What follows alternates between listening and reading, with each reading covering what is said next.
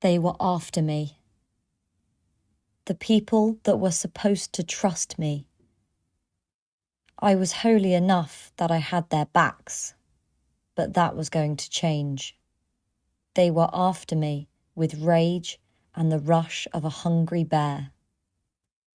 The last thing I heard them say was that the goods were not in the warehouse before they took action. The pickup went all against me. This had to be a conspiracy. I was supposed to be untouchable. Who decided to even mess with that bag? I was holding my breath, but I turned around to find their heads poked around the corner. It was too late. I left a trail, and they spotted me. The next thing I saw was the object I recognised the most, a Beretta 87, slipping out of the trench coat of one of the guy's pockets. I had nowhere else to hide. There was just a vast and dimly lit parking lot in front of me. Bang! My spine rattled as the bullet lodged in its tissues. The screaming pain was rushing through my nerves, and my heart couldn't keep up. If I had been naive about what fear was, that was the moment that ended. But instead of dying, it was just unfiltered fear. Suddenly, I clenched the sheets around me and gasped, as if a vacuum had spawned in my breathing channels. It was all a nightmare, reflecting the fear that had been trickling through my subconscious, but something that had been happening regularly ever since my drinking problem. And I had my full-time profession to blame. A profession by choice, only to end up becoming a slave with no escape vessel in sight. The clock struck 5 a.m. Tears were streaming down my face, while I was almost certain that my alcohol problem would one day cause my employers to kill me, whether it be for my actions or inactions. My inability to fully process and reckon with my work and the people I surrounded myself with. The work, the people, the environment. It wasn't honest, and I knew it. It was all less than dignified to the common eye, and I, as a person, went from being a highly recognised trafficking operator to a less than dignified pawn to mobsters, lowlifes and kingpins who I had to live with and work with every day. Dispensable and disposable, waiting for me to be caught, slipping just so they can satiate their taste for blood. I was human waste to these people, and every day was a ticking time bomb to an inevitable demise. It all smelled like a conspiracy. I knew what most people would think. I knew what most people would advise. But I was too far in, too far deep, too far and away at the bottom of this revolting cesspool of debauchery to be able to escape it, or to make any tangible difference to my current conditions. Conventional methods were not enough in this fight for survival. I had tried before. I could keep trying. Futility is the name of the game.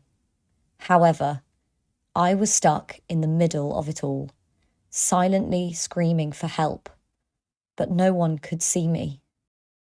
This was my fate. These days, I would wander the streets, not knowing what to do or where to go. I didn't feel seen, but I felt like I was being watched and followed, and I simply couldn't shake the mortifying feeling the nightmare provoked within me. A visceral, imperishable sensation that made me wake up with purpose for once. But once met with my current and waking reality, I wasn't so sure that my nightmare was that much worse than my day-to-day life. I couldn't find respite or refuge anywhere. Yet, I was increasingly unable to face my responsibilities and my life head first. I couldn't do it anymore, stuck in a purgatory of my own doing. But I needed to talk to someone, badly. I needed to at least diminish my rampant loneliness. I couldn't be in my own head much longer. I needed to get out and shake it all off with a brush of fresh night air. With intent, I scraped the sheets off me, searched for my keys, and knocked down my throat the rest of the bottle of vodka standing on the worktop.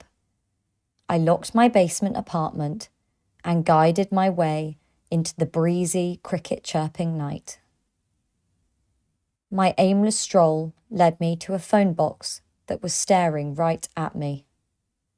I guessed it wasn't so aimless after all. I knew who I wanted to call. I knew who I needed to call. My heart wanted it, and so did most of my mind. But in my mind, there was a slight hesitation, because I also knew she didn't want to talk to me. Anne had made that known the last time we had spoken. She had had enough of me, of the risk that I brought by simply existing. But maybe, just maybe, she needed to hear from me just so she knew I was still alive. Maybe she had changed her mind. Maybe she still cared.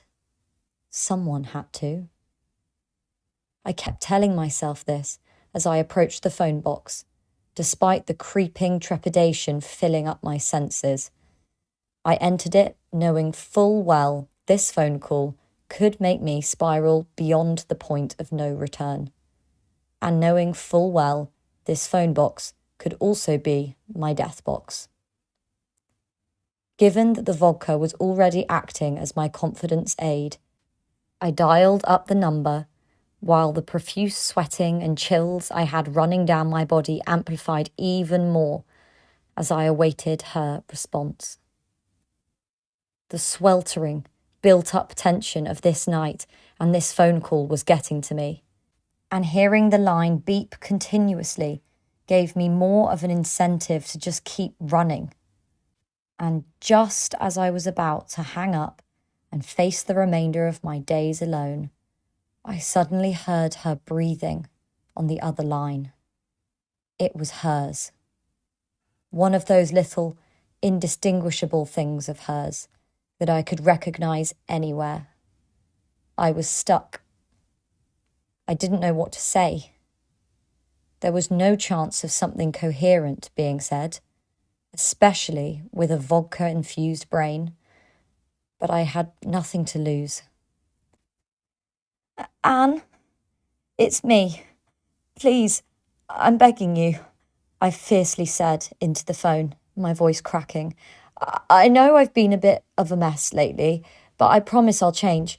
Just please don't leave me. It can't end like this. I'm sorry, Cindy, Anne said, her voice gentle but firm, still dealing with me with a certain tenderness, despite her decisiveness in wanting to distance herself from me. I can't do this anymore. I told you everything. I explained everything. I can't put my life at risk to keep protecting yours. You need help. You need to sober up and deal with reality, Anne continued. I took a few moments to process her words again, knowing it could be the last time I hear them.